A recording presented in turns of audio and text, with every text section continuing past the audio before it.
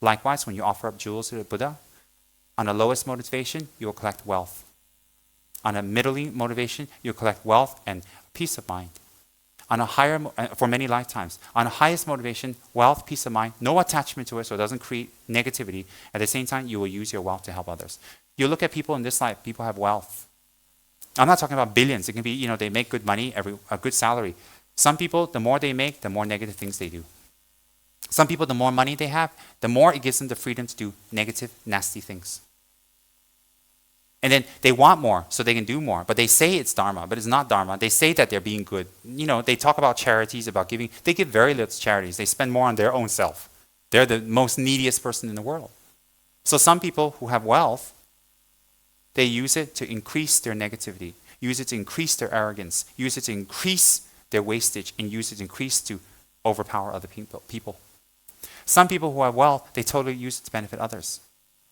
They totally use it to help others, and the more wealth they have, they're more capable to help and use and benefit others. Because it isn't just teaching Dharma. People need food. People need livelihood. People need a car.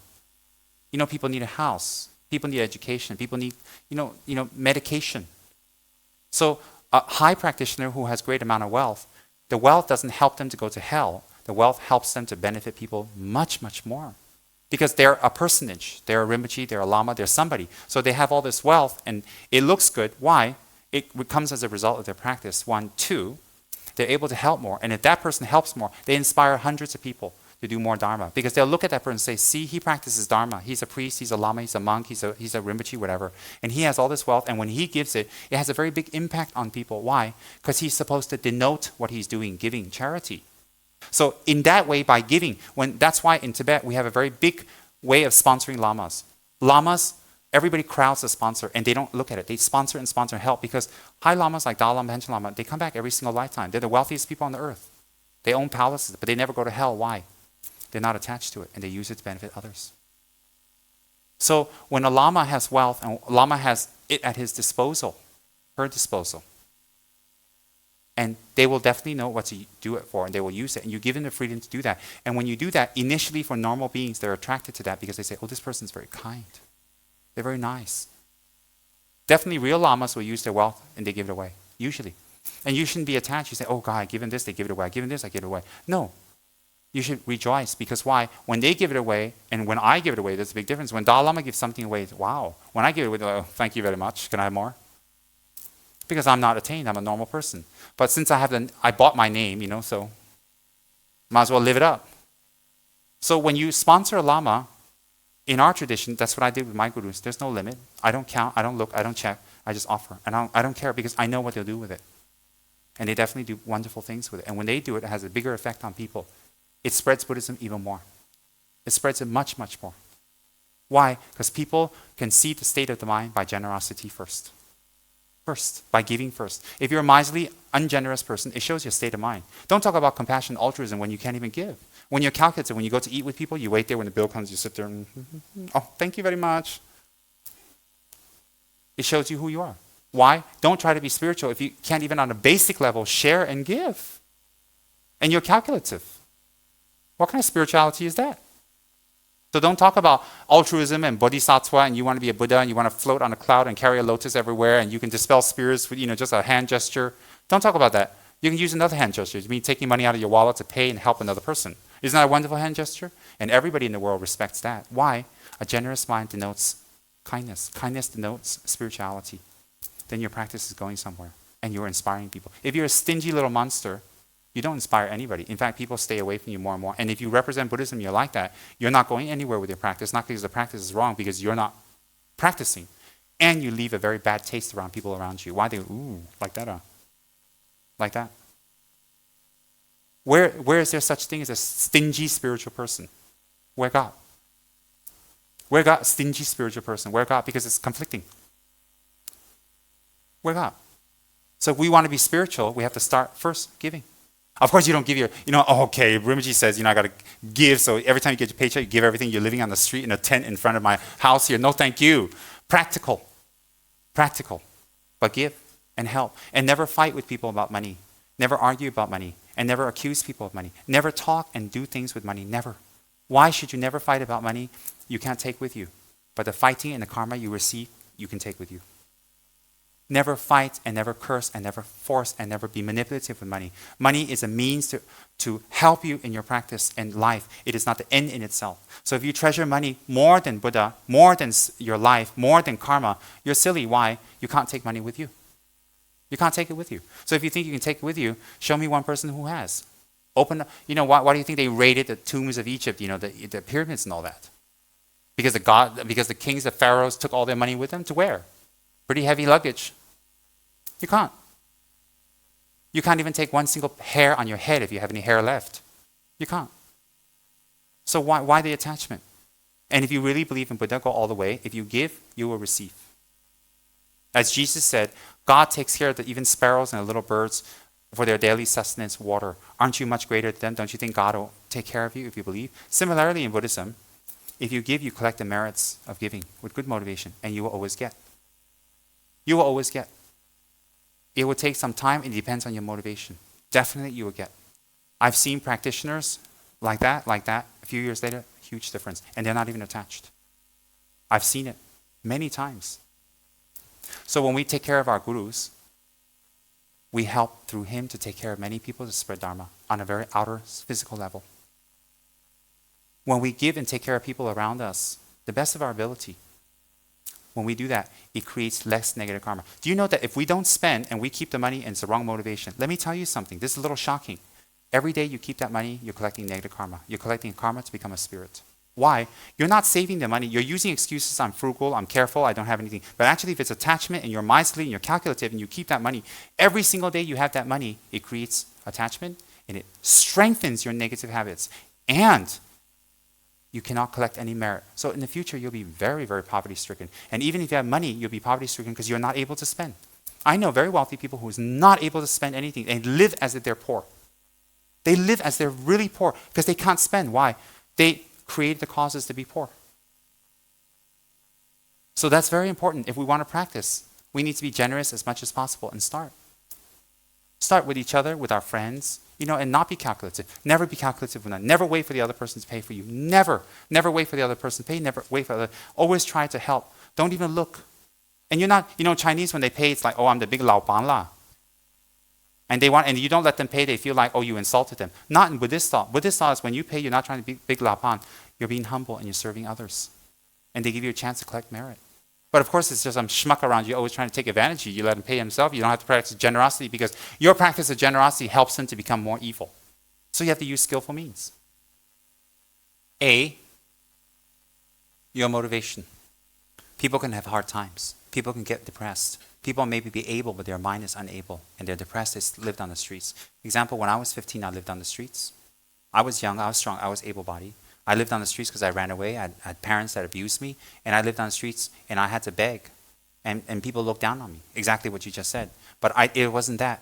It was that I was very depressed. I was very unhappy. I wanted to die. And I didn't care anymore. I didn't care if I was clean or not. I just slept outside. So there are people like that. And there are people who are just basically lazy. But the thing is, lazy, good or bad, everybody needs to eat.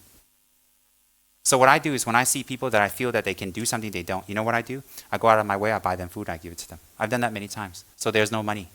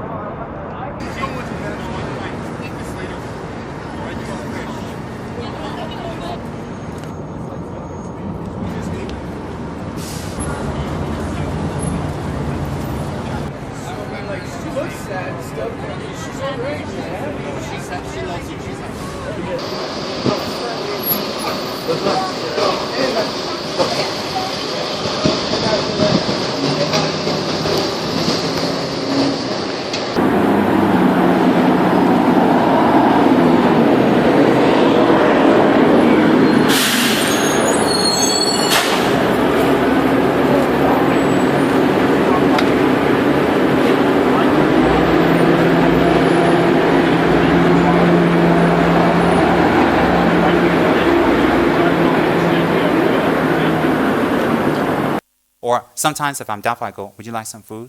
If they say no, I already know and I go away. If they say yes, I go buy food and I bring it to them. And sometimes if I see a mother with kids and I can tell that it's maybe the husband died or something, then I buy a lot of food and I offer it to them. Why? Good or bad, everybody needs to eat. Even that person, the total sleaze bag, he still needs to eat. So you, by generating compassion to fill his stomach, nobody should be hungry. It's still good. So I use skillful means, meaning what? I look and I see. I ask, because I've had bad experiences where I buy food, I buy all this stuff, I bring it, when I give them, they run. They're crazy, they run. And I go, oh no, what am I going to do with all this food? And I can't eat it because it'll make me fat. And I bought it specifically for them. And there are cases where I ask them, like there's a guy in Sea Park Clinic outside. He's having problems with his kids, they don't take care of him, and he sleeps outside. He's a very nice man, a gentleman. Older, a gentleman. I always see him outside the clinic. Whenever I go there, when I see my students or my friends go there, I tell them feed him. Because I always say, sir, are you hungry? Would you like some food? He says, thank you very much. He's very kind. So I always go across the street, I buy things from wherever, and I pack it up and I bring it, I offer in 2 hands. He says, you're a very nice young man. He says, what's your name? And I tell him, and he says, thank you very much. Very kind. And one time I had someone ask him very politely, may I ask you why you're here? Because it doesn't look like so. He says, I'm having a problem with my children and we don't get along. And the house is small, so I sleep here during the night, so I don't have to hear anything. And I went, oh, so I just feed him. And then sometimes I give him money. I just give him money because they need to eat tomorrow. And there are places where I know there's a good restaurant I trust. I usually give money to them to feed these people for a few weeks. I've done that many times because good or bad, people need to eat. That's it. We don't need to judge at that moment. Just because they're bad doesn't mean we should let them go hungry. They need to eat. So my motivation toward beggars, is that they're doing me a favor because they show me my state of mind, how much I will give. And there are times I don't have money. There are many times I bought fabulous food, I packed, and I'm going to go home and enjoy myself with a DVD, and on the way I'm like, oh, I give it. Why? Because when I go home, I'm going to do my mantras, and I want to do it with a clear conscience that I did something. So sometimes they do more for you than them, and I'm not being diplomatic, they do, because they help you check your state of mind. The bottom line is benefit as much as we can without judgment, because everybody needs to be free of cold, of rain, of heat, and of hunger. Everybody needs that, even spirits. Everybody. So if we want to be spiritual, it doesn't come from mantras and chakras. It comes from the generation of a kind heart, starting from everyday situations around us. A beggar. There are beggars I totally reject because I know they're not. And I know they're violent, and they slip into Mercedes when they're done begging. Okay, but anyway, if that happens, you still say, never mind. You've given with the right intention, so your giving is not wasted because you still collect the merit. So in the future, when you need help, you will receive it. You will receive it. Giving, you never lose. And I've been cheated before. Oh, lots. I've been cheated left and right. I don't generate anger to people who cheat me. Like I said, you check the situation. Because it's better to take a chance and try to help. Because if you keep judging, maybe in the future when someone needs help, you don't know that and you don't help. So it's better to take a chance and lose than not take a chance and someone else loses. But you use your judgment. Like I said, if you feel you're empowering them, they still need to eat what? Buy them food. I always do that. I always run for an AM, PM, whatever, and buy food. I love it. So if you think you're empowering them, don't give them money. Ask them if they want food. If they don't want food, okay, bye-bye. You try. If you see that they need money and that, I don't know, you just take a look. Because I always observe them. You give them money. And the way they take it, the way they accept it, the way they do it, you can tell if they really need it or not. Even if you lose out, never mind, lose out. But you don't lose because you're kind. You're kind. And don't give generously when your friends are around, so you're going to press everybody. And when nobody's around, buzz off. Give quietly. The best form of giving is not letting people know. When we advertise what we give to our lamas, to the temple, to the church, to the synagogue, and to the mosque, when we advertise to people around us when we give, it's okay, and it might be a good example, but sometimes it takes away from our merit because it might be feeding something that it's not supposed to feed. So the best form of giving is humility, not letting people know quietly. That's a practice at first that our lamas try to help us with, to give quietly and silently. And then eventually the lamas reveal why. When we reach a state where that giving doesn't create more attachment and ego and arrogance, reveal. So there's many, many ways. Skillfulness and wisdom altruism. Okay?